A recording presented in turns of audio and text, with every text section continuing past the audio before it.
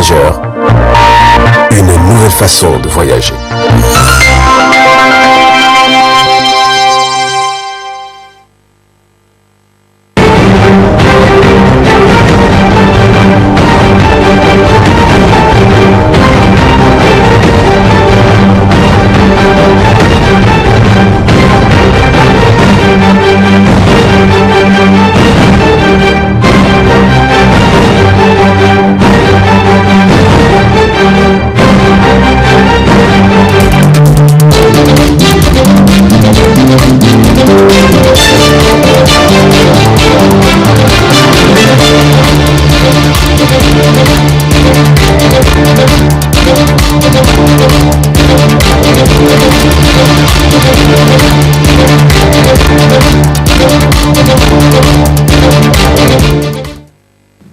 Vous êtes sur la télévision Tambara et merci de prendre part à ce rendez-vous incontournable de l'actualité.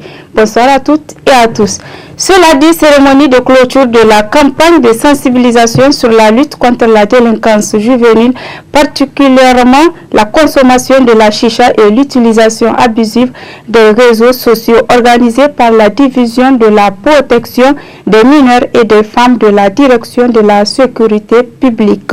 C'était en présence du procureur de la République et de nos reporters Ralia Sami et Abdelmoumouni Abdou.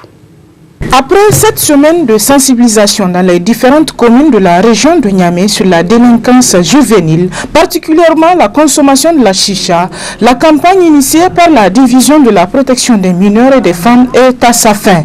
Une campagne durant laquelle plusieurs jeunes des différentes écoles et fadas de la capitale ont été assez édifiés sur les dangers liés à la consommation de ce produit nocif et sur l'utilisation abusive des réseaux sociaux. En choisissant de convier le procureur de la République près du tribunal de grande instance hors classe de Niamey et tous les services d'enquête, je pense que nous avons opté pour une approche de complémentarité et de synergie entre toutes les structures engagées dans la lutte contre la délinquance juvénile au Niger.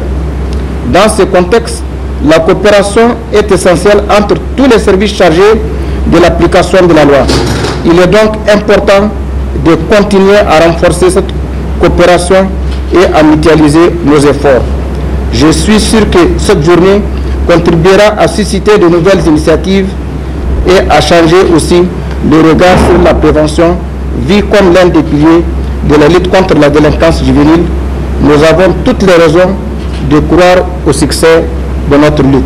Après cette phase de sensibilisation, le procureur de la République rassure de l'engagement des autorités compétentes à passer à la vitesse supérieure tout en saluant l'initiative. En matière de prise en charge de la délinquance juvénile de manière générale, la prévention occupe une place prépondérante. C'est un aspect important de la prise en charge de la délinquance juvénile. C'est en cela que je trouve cette démarche assez pertinente. Il s'agit d'une initiative très louable et j'ai été particulièrement émerveillé par la pertinence de l'activité et aussi le courage qui a caractérisé tous les membres qui ont contribué à la réalisation de cette activité. J'ai suivi des jours comme des nuits, j'ai suivi également les terrains souvent assez dangereux. Ils n'ont jamais hésité, ils n'ont jamais reculé. Ils sont partis à la rencontre des jeunes de tous les quartiers de Niamey. Le parquet a été particulièrement émerveillé par la pertinence de votre démarche et le courage aussi dont vous avez fait montre. Évidemment, si on passe par le volet prévention, si les choses marchent, s'améliorent, c'est tant mieux pour tout le monde. Mais lorsque on se retrouve en face des récalcitrants, des gens qui n'ont pas obtempéré et qui n'ont pas bien perçu le message qui leur a été transmis, naturellement, nous serons obligés d'évoluer vers la sanction, la répression. Nous ne souhaitons pas arriver à ce point, mais lorsque ça s'impose, on va les faire et on va les faire sans faiblesse. Procédant à la clôture officielle de cette campagne, le directeur adjoint de la sécurité publique n'a pas manqué de remercier toutes les parties prenantes pour la réussite de cette campagne. Un homme averti en vaut deux, a-t-on coutume de dire. Il est donc important de rappeler aux jeunes de la capitale qu'après la sensibilisation, c'est la répression et que tout récalcitrant fera face à la loi dans toute sa rigueur. C'est donc une étape importante de lutte contre la délinquance juvénile qui vient d'être franchie. Il faudrait aussi noter que la campagne s'étendra bientôt aux autres régions du Niger. Après la clôture de cette campagne de sensibilisation sur la délinquance juvénile, un communiqué final a été rendu public. Il est lu ici par la commissaire Nana Ishetou Ousmane Bakou. Suivez-la. Lancée le 8 novembre 2021, cette campagne qui vise à réduire, voire à éradiquer le phénomène de la consommation de la chicha et des autres produits stupéfiants par les jeunes a pris fin le 12 janvier 2022. Les équipes de la division de la protection des mineurs et des femmes de la direction de la sécurité publique se sont rendues sur le terrain avec les autres services, notamment l'Office central de répression des trafics illicites de stupéfiants, la direction de la logistique et des infrastructures, la direction de la police de la ville de Niamey, la direction du service central de l'information, des relations publiques et du sport pour rencontrer les étudiants, les jeunes scolaires et les jeunes des FADA pour discuter des conséquences de la consommation de la chicha, vulgariser les textes portant sur la législation des stupéfiants et la cybercriminalité au Niger, et celle sur les stratégies les mieux adaptées pour lutter contre ce fléau. La sensibilisation a touché les 5 arrondissements communaux de la ville de Niamey et a atteint les cibles suivantes. 187 établissements scolaires, 87 313 jeunes, dont 52 345 filles. Une soixantaine de FADA visités avec un effectif de 1108 jeunes sensibilisés. Apprécié par beaucoup d'enseignants et parents d'élèves, l'approche utilisée est de prévenir la commission d'infraction à la loi pénale par les jeunes et par conséquent de lutter contre la délinquance juvénile. Cette campagne a permis de constater que la plupart des jeunes ignorent les méfaits associés à la consommation de la chicha qu'ils considèrent comme une mode. Les jeunes ont été largement sensibilisés sur les effets néfastes de la consommation de la chicha et des autres produits stupéfiants. Les autorités politiques et les partenaires doivent privilégier la prévention dans leur campagne de lutte contre ce phénomène. Sensibiliser le public en général et en particulier les jeunes en les amenant à prendre conscience des dangers auxquels ils s'exposent. Ceci constitue le moyen le plus efficace en matière de lutte contre les mauvaises pratiques liées à la consommation de la chicha et de la drogue. La police nationale saisit cette occasion pour informer l'opinion publique que ceux qui enfreindront à la réglementation subiront dorénavant la rigueur de la loi. Dans cette édition, le directeur général de la population, de la santé et de la reproduction, Dr Haoui Issoufou, a présidé ce matin dans les locaux de Africa Hall les travaux de l'Assemblée générale élective de l'Association nigérienne pour le bien-être familial. À l'issue de ces travaux, c'est Mme Hamara Moutoutini qui a été reconduit. Le compte-rendu de la rédaction. Cette rencontre organisée par l'Association nigérienne pour le bien-être familial marque la tenue de l'Assemblée générale nationale ordinaire élective de l'Association nigérienne pour le bien-être familial qui se tient tous les 3 ans. Cette Assemblée générale a pour objectif de faire le bilan des 3 ans d'activisme et le renouvellement du bureau en place. La présidente de l'Association nigérienne pour le bien-être familial, dans son mot de bienvenue, a rappelé les différentes missions et les activités de son association. Qu'il me soit permis de vous rappeler que l'Association nigérienne pour le bien-être familial, présente sur l'ensemble du territoire, est la première organisation de la société civile qui intervient dans les domaines de la santé, de la reproduction et de la lutte contre les IST, VIH-Sida en particulier, avec 4 résultats attendus du plan stratégique. Un environnement légal permettant l'expression et la jouissance des droits en santé sexuelle et reproductive. 1 million de personnes exercent et défendent leurs droits en matière de santé sexuelle et reproductive. 4 349 719 services intégrés en SDSR de qualité sont offerts. Une organisation qui est crédible, performante et leader dans le domaine de la SDSR.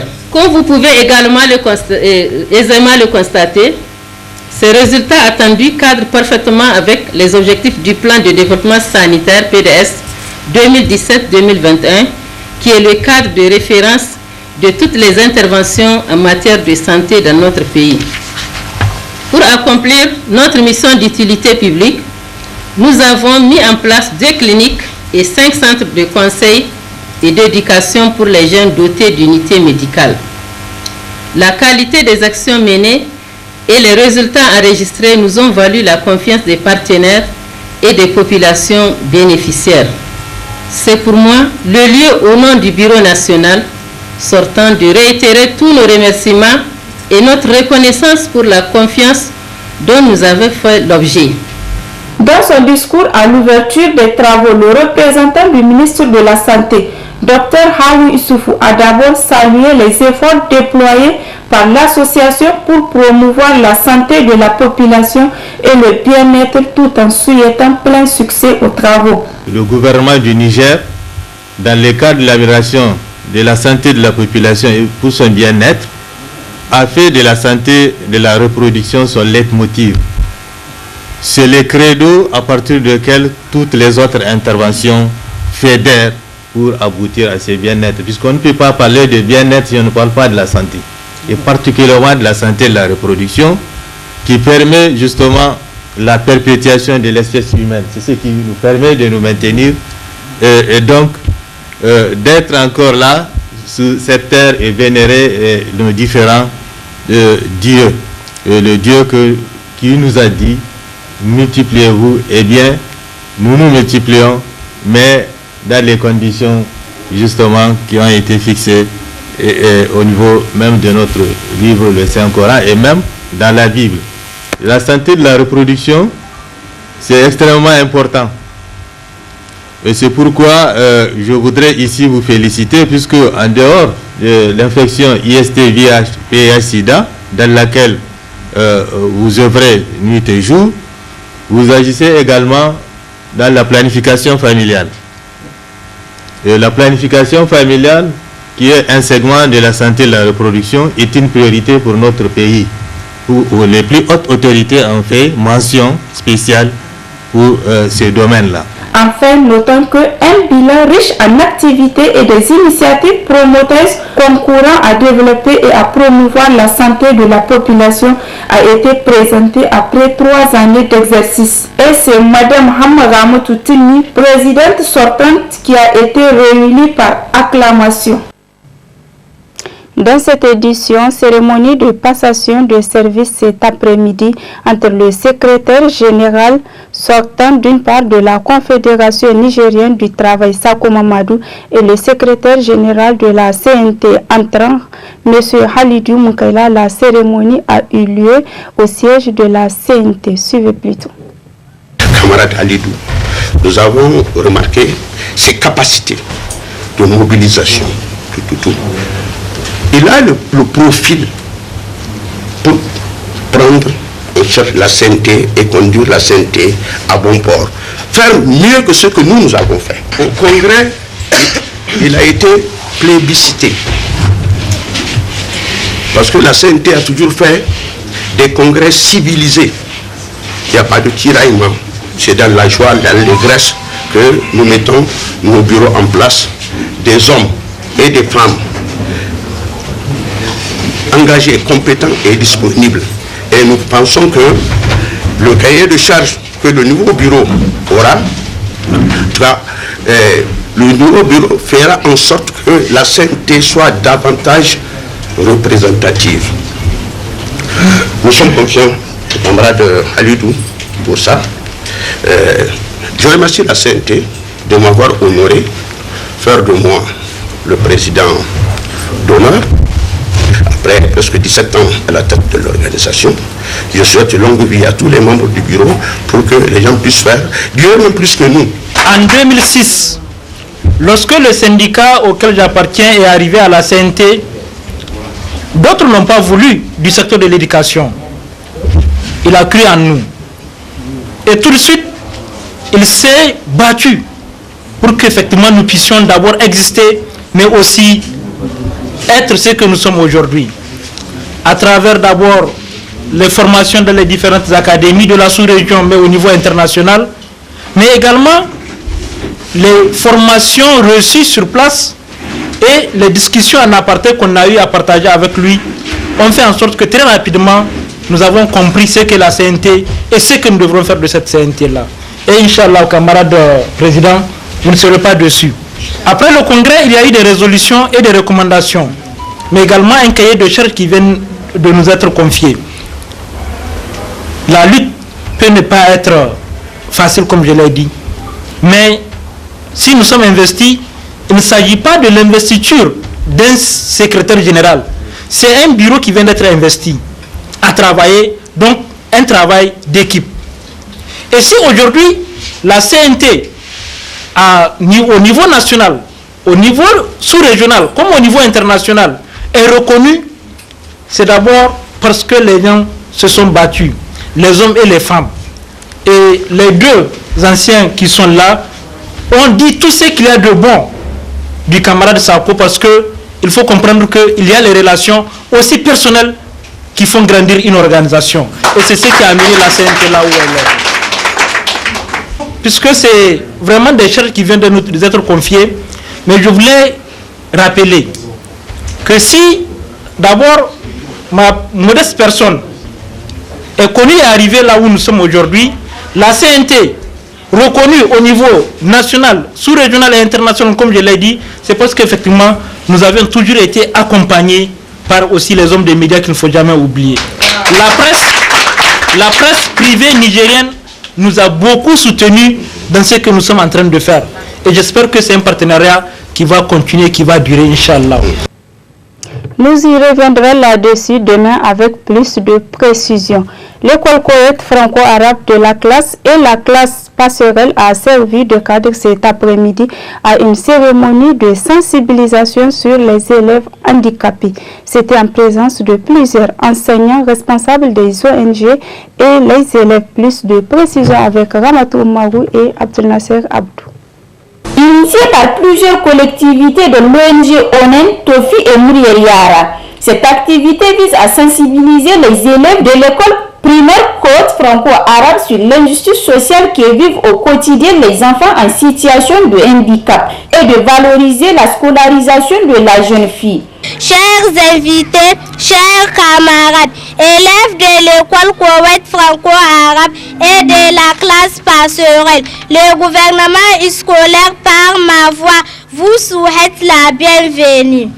Tout d'abord, nous remercions l'ONG ONEN, Tofi et Mourna Yara pour l'organiser de la présente cérémonie et d'avoir choisi l'école Koweït FA pour l'implantation de la classe passerelle.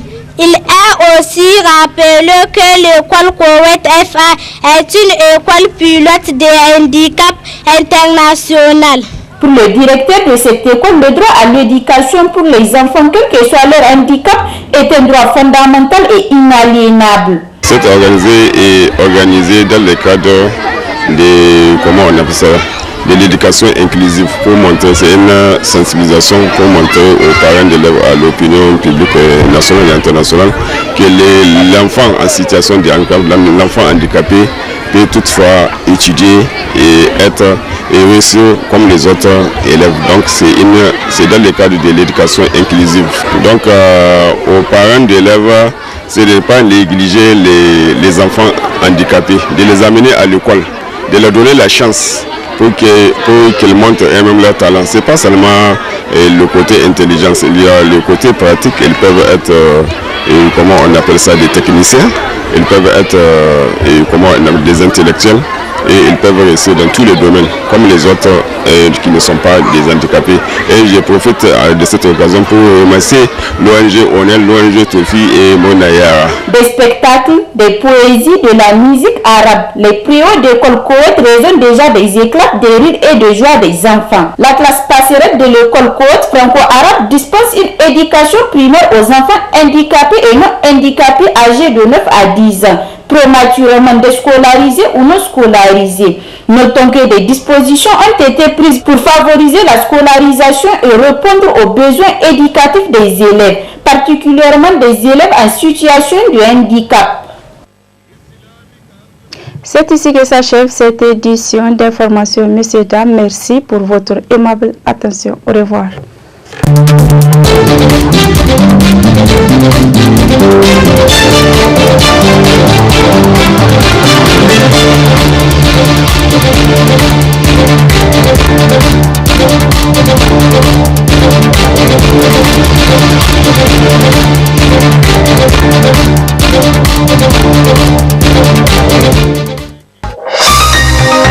Ce journal vous a été présenté par STM Transport Voyageurs. Une nouvelle façon de voyager.